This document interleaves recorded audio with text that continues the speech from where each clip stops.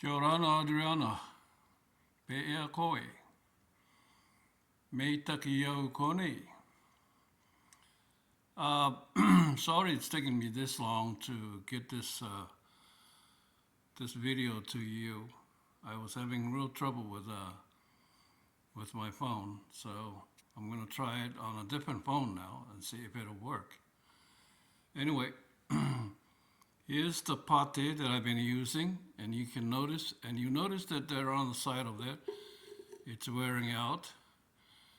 So I'm going to be making another pate,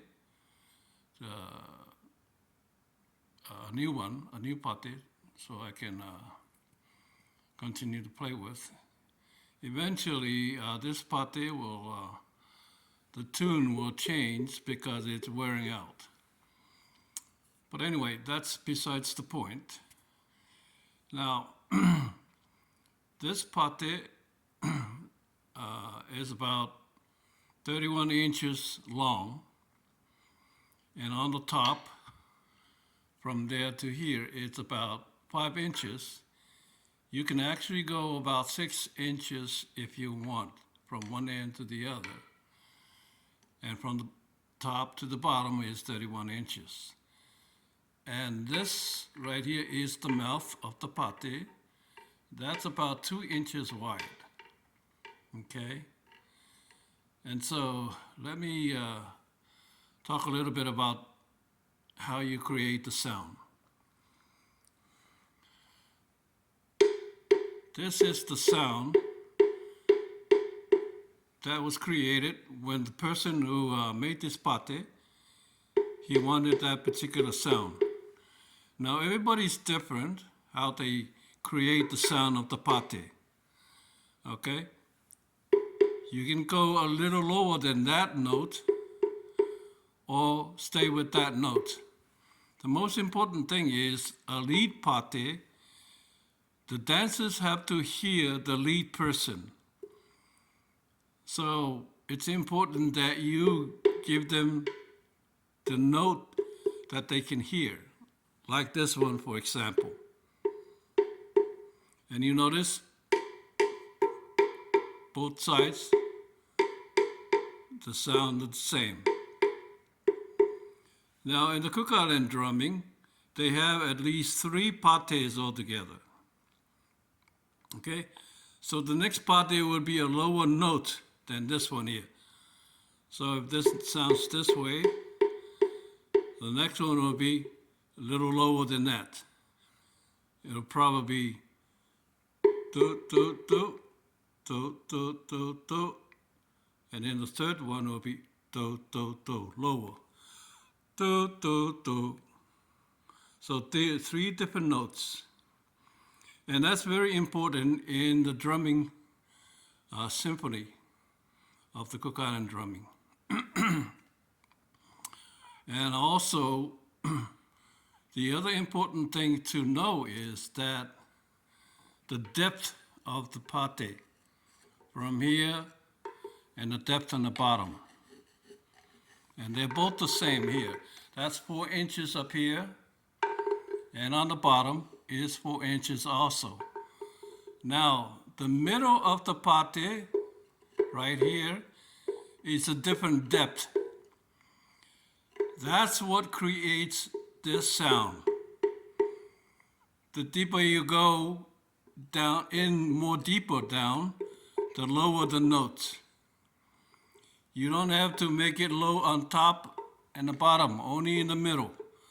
The middle part of the pate determines the note that you want. And that goes for the other 2 pate, if you're making that, another 2 pate. And so most of all the experts who make pate, they don't just make one pate. They make a set, which is 3 pates, 1 double, takirua. Then you got the pa'umango, which is the skin drum. And then usually they make 2 of those, but you can go without 2. You can use 1.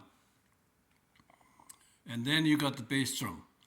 That completes the set of drums. Those sets usually cost a lot more money. They go about, 14 to 1500, some even at 1600, 1,600 New Zealand dollars. But if you go with the US dollars, it's a little less. So anyway, that's for that.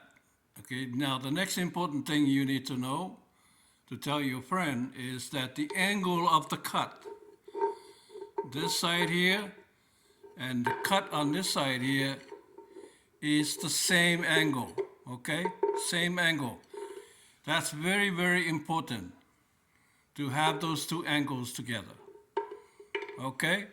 Because otherwise, if you don't have those angles the same, it's not gonna match the same. The beat, the noise, the sound, is not gonna be the same. You're gonna have a different sound here, a different sound here, okay? So it's very important to angle the cut. Same angle on both sides. Okay, that's very important. And the other important part is especially the middle, how much wood you dig out of there. The more wood you leave in there, the higher the note is gonna be. The more you take out, the lower the note. All right? Let me show you the top, how it's cut. This is called the taringa, which is the ear in English, okay? And it's exactly the same as the bottom down here. It's the same thing, okay?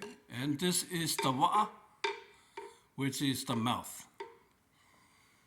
Our ancestors, when they created this instrument, it's like the instrument talks to them.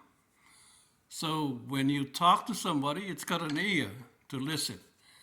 Here's a mouth to speak the language of the drums that you're relaying to the dancers. If you don't play it right, the dancer will be confused to what you're trying to relay to them. All right? So we never play this thing 100 miles an hour. All right? We play the beat so that everybody can understand what the message is that is sending to the dancers. We can talk about that a lot more when I get over there, when I come down to Mexico. But for now, I think this will do for now.